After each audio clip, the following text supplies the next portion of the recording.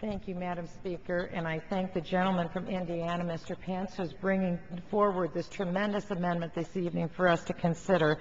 I'm grateful for his willingness to bring this forward because this is a concerning issue for so many Americans, concerning on so many issues, and concerning for people as well who are concerned about the use of tax funds. There was an article that appeared in the Wall Street Journal in 2000 forward this tremendous amendment this evening for us to consider. I'm grateful for his willingness to bring this forward because this is a concerning issue for so many Americans, concerning on so many issues, and concerning for people as well who are concerned about the use of tax funds. There was an article that appeared in the Wall Street Journal in 2008 that was a fairly deep expose of Planned Parenthood and what Planned Parenthood was doing with their money, and I'd like to quote from that article. Flush with cash, Planned Parenthood affiliates nationwide are aggressively expanding their reach, seeking to woo more affluent patients with a network of suburban clinics and huge new health centers that project a decidedly upscale image. Executives say they're rebranding their clinics to appeal to women of means, a move that opens new avenues for boosting revenue and, they hope, new political clout. 2 elegant new health centers have been built, at least 5 more are on the way. The Planned Parenthood facility in Denver, Colorado is 52,000 square feet. They feature touches such as muted lighting, hardwood floors, and airy waiting rooms in colors selected by marketing experts. Planned Parenthood has also opened more than 24 quick-service express centers, many in suburban shopping malls, including my home state of Minnesota. Some Planned Parenthood sell jewelry, some sell candles, books, and T-shirts right next to the contraception. It's indeed a new look. It's a new branding, says the president, Leslie Durgan, Senior Vice President at Planned Parenthood of the Rocky Mountain Clinic.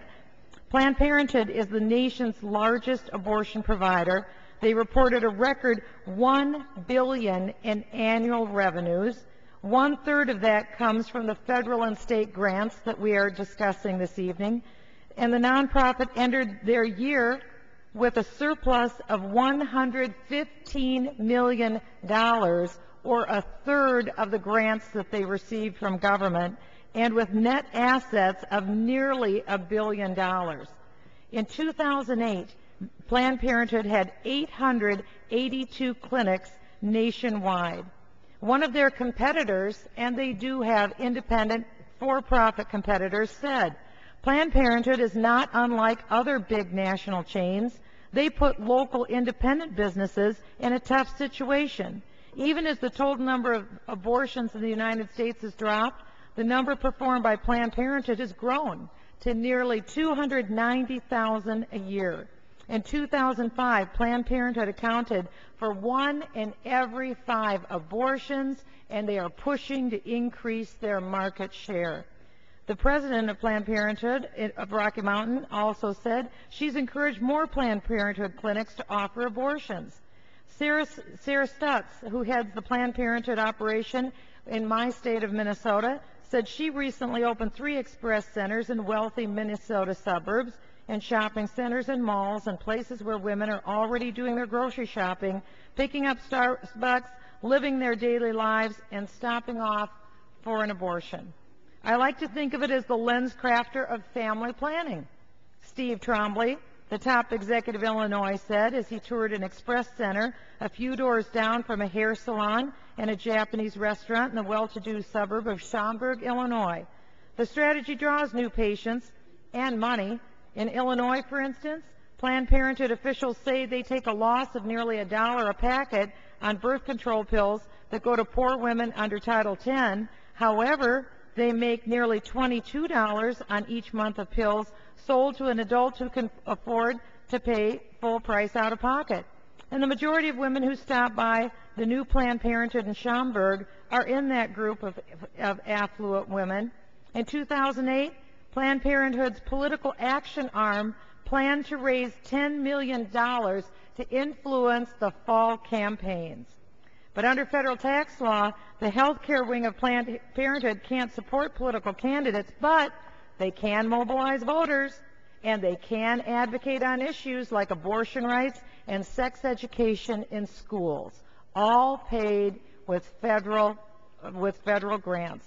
To encourage the new wave of patients to join the cause, an express center in Parker, Illinois sells political buttons next to the condoms and sets out invitations for political activism by the magazine rack.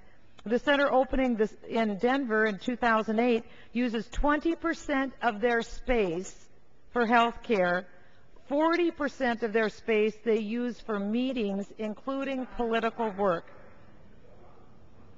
In Portland, Oregon, a planned 40,000 square foot headquarters will include space for candidate forums and phone banks, as well as a clinic, again, all paid for with additional subsidy from the federal and state taxpayer. Mr. Greenberg said donors were initially skeptical about the size and $16.5 million cost, but eventually they came around because the building becomes a symbol for our outreach and a symbol for our community activism.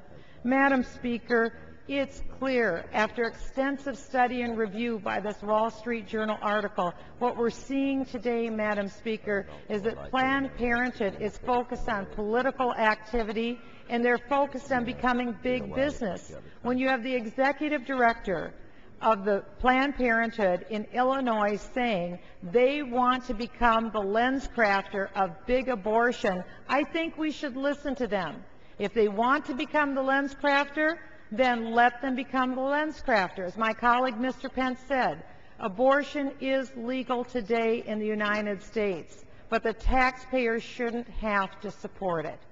And if they want to become the lens crafter, Planned Parenthood, a billion-dollar organization, should lose the $300 million they receive in federal grants, and they should also have their tax-exempt status seriously